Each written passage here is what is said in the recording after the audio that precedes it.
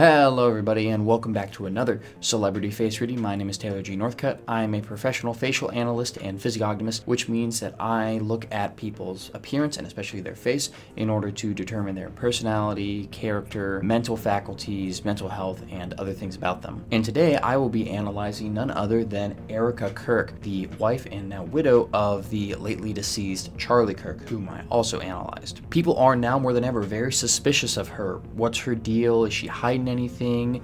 Was she and Charlie really in love? Was it a setup? Why does she look so angry and kind of odd? We're going to answer all that and more on today's physiognomy analysis. Now just real quick before I get into it, if you want a face reading for yourself or someone you know, check out my website. You can get a package on there. The link is in the description in the pinned comment. That is also where you can find the link to my Patreon, which is my Physiognomy Academy. For the cost of my wife's coffee order a month, you can get a full academic lecture series on physiognomy and get trained up in how to do it as well as I can. And lastly, I am planning on doing live readings on stream here on YouTube this next Saturday, the 31st of January. So tune in for that. I should have announcements coming out for that soon, and that will be one where I will be analyzing whoever you want based on super chats. And with all that out of the way, let's get right into it. We're going to start off with her phenotype, which is the physical expression of her genetic ancestry and heritage. Now, she's very clearly Caucasoid of Northern European descent with that blonde hair, blue eyes, kind of robust face, very strong Norded type. Specifically, I would put her in the most robust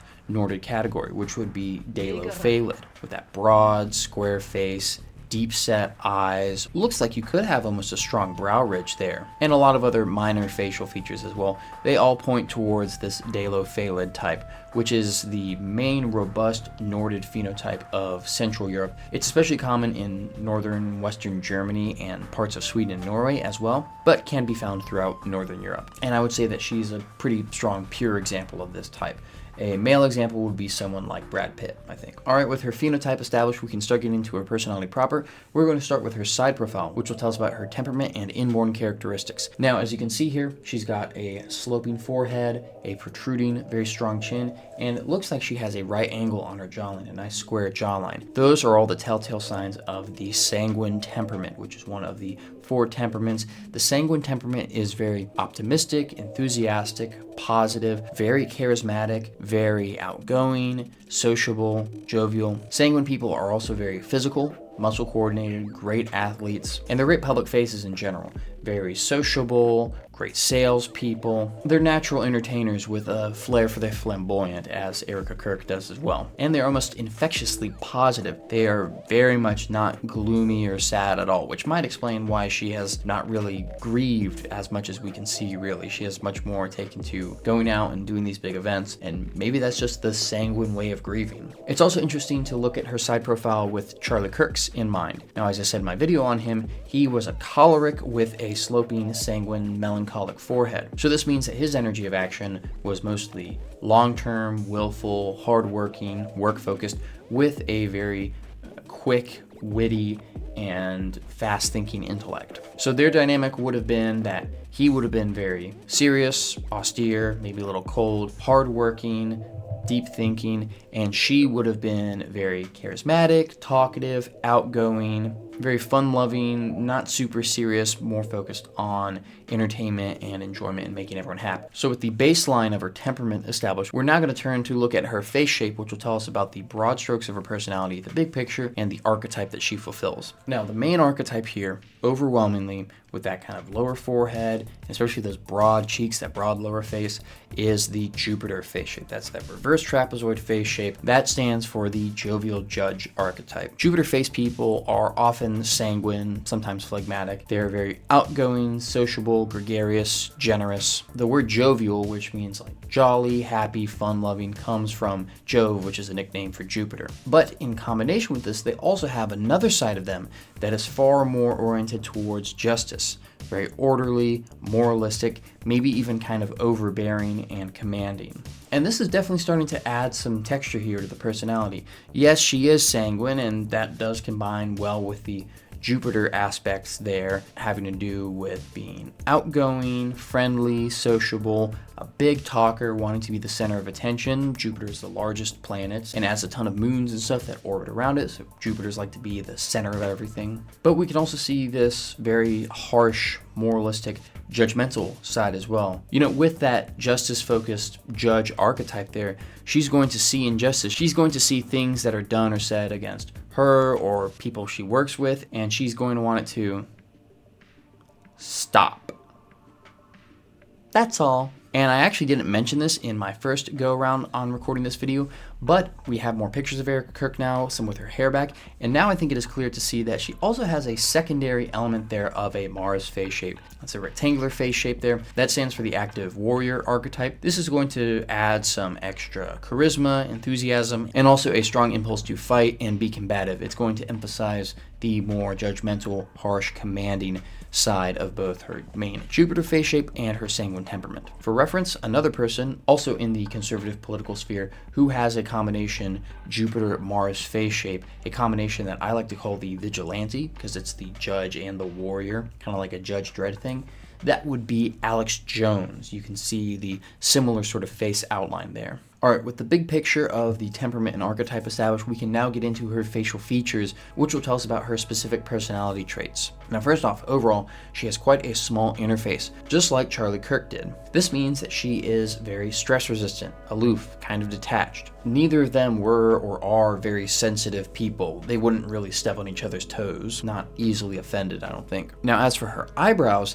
she tries to make them curved with plucking and makeup and other stuff, but when you catch them when she's done less makeup or in older pictures, they are naturally quite sharply arched and triangular. This is very important. Women like to make their eyebrows more curved because curved eyebrows are stereotypically feminine. They mean that someone makes decisions based on consensus. They decide things and they choose what's right or wrong or what's good or bad based on the feelings of people around them. Now in contrast with this, arched eyebrows mean that someone is very competitive, controlling, and jealous. They make decisions not based on the consensus of the group around them, but instead based on the calculation of what can make them more powerful. I think this explains a lot about why she jumped so quickly into the driver's seat of TPUSA, especially with that judge archetype and that sanguine confidence or even overconfidence. She thought, well, hey, my husband's dead, that sucks, but I just gotta keep going, keep moving, keep doing stuff, and I'm going to be the boss in his place. Now, if we look down from the eyebrows to her eyes, we see they're very deep set. Now, this means that she is withdrawn, calculating, thinks before she speaks. She's not going to blurt things out inappropriately, very calculated in her communication. And you also see that her eyes have an extremely positive canthal tilt. This means that she is very confident in asserting her own interest even at the expense of others. Very rebellious in that regard. Positive canthal tilt, arched eyebrows, Jupiter, Mars face, sanguine temperament. I mean, she will do what she wants and she does not give a flying F about what anyone else thinks about it. And this is even further emphasized by her ears. Look at them. They're nice, big, and wide splayed. This means that she is very independent, nonconformist. I think that as long as she is powerful and successful and ruling her own little domain there, she doesn't care if a lot of people hate her. She doesn't care if people think she killed her husband, to be honest. She is a woman on a mission, and until it starts to hurt her bottom line or threatens her power, she's not going to care about that bad publicity from Candace Owens or others. But that's an important distinction to make, up until it threatens her power, because she does have an interest in social and emotional affairs. She's very dominant and domineering in these affairs, but it is her field of natural interest more so than the intellectual or material side. Look back to her ears. The middle third bulges out. This shows an interest in social and emotional pursuits. Now onto her nose, which tells us about her behavior and disposition on the whole. It's quite short, meaning that she is very action-oriented. She's not too much of a deep thinker. She wants to do things rather than just think about them. And it is quite straight, which means that she is rational, cool-headed, level-headed, not driven by deep, wild passions. Again, Charlie Kirk had a similar nose. There's a lot of parallels between them, interestingly. If I were doing physiognomy matchmaking, which I do from time to time, hit me up if you want to find love, I don't think I would match them up naturally. I don't think they would be naturally attracted to each other. They're too similar. They might be good friends, they might be good co-workers, but husband and wife, complements, opposites attract, it's not there. Which makes me think this may have been some sort of setup. Maybe not even something insidious, maybe just, listen, I'm a conservative public figure, I need a wife for appearances, you want to be my wife and be rich and famous? Oh, sure, I'll be your wife. This happens all the time in high politics. People who think we're beyond the arranged marriages of the Middle Ages don't know what's going on. Lastly, as for her mouth, which tells us about her communication style, it is very small, which means that she is quiet, reserved. resistant to new social connections. And if you'll notice the upper lip, there's a real prominent lack of a cupid's bow there. This is interesting and stands kind of in contrast to the sanguine temperament, Jupiter face shape, that wide and low arch upper lip shape, that's the sun upper lip. And that means that her communication style is cold, distant, aloof, detached, maybe even a little harsh and blunt. She does not have that heart-shaped Venus upper lip with the strong cupid's bow that stands for a seductive, warm, smooth-talking communication style. And I think this may be why she comes across so kind of cold and heartless to people, because she's not the greatest communicator. Now I want to look at her facial asymmetry, which will tell us if there are any differences between her true self, as shown by her left side, and the false self, the outer mask that she projects for the outside world and her professional life, as shown by her right side. Now we're going to start as usual from the right side, and we can see here in these images that the right side of her face is much more Jovian. It has a stronger Jupiter face shape there, so more outgoing, gregarious, moralistic, justice-oriented. We can see that the smile is much bigger, so she wants to project as being happier and more enthusiastic than she is. Interestingly, the right eyebrow is a lot more sharply arched than the left eyebrow, and the canthal tilt is more positive on the right side. So this means that although we do see her as, and I do think in a lot of ways she is, very assertive, aggressive, powerful, there's a sense in which a lot of this is projection. It's a lot of facade. In her professional life, in work, she's super aggressive. She is controlling, competitive, jealous. But look at the left side. The smile's a little softer. The big smiles, the big cheers, the big tears, I would say, probably all for the camera. We can see there's a stronger Mars element here, so she's more action-oriented. Less of a controlling, domineering ruler, more of an impulsive fighter maybe. And we can see that the left eyebrow is more curved. So in private, and especially in her personal life, she's going to be much more consensus-oriented, much more traditionally feminine.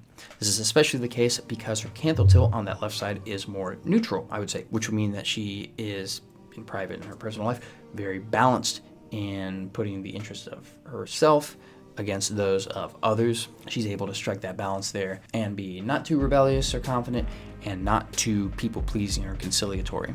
But what caught my eye is that in her most recent appearances, it seems like her left eyebrow is getting more arched to match her right eyebrow. Maybe this is all just plucking and makeup, but that might suggest that her whole personality is now changing to fit this outer persona. She's becoming entirely controlling and competitive and jealous. And so that concludes my physiognomy analysis of Erika Kirk.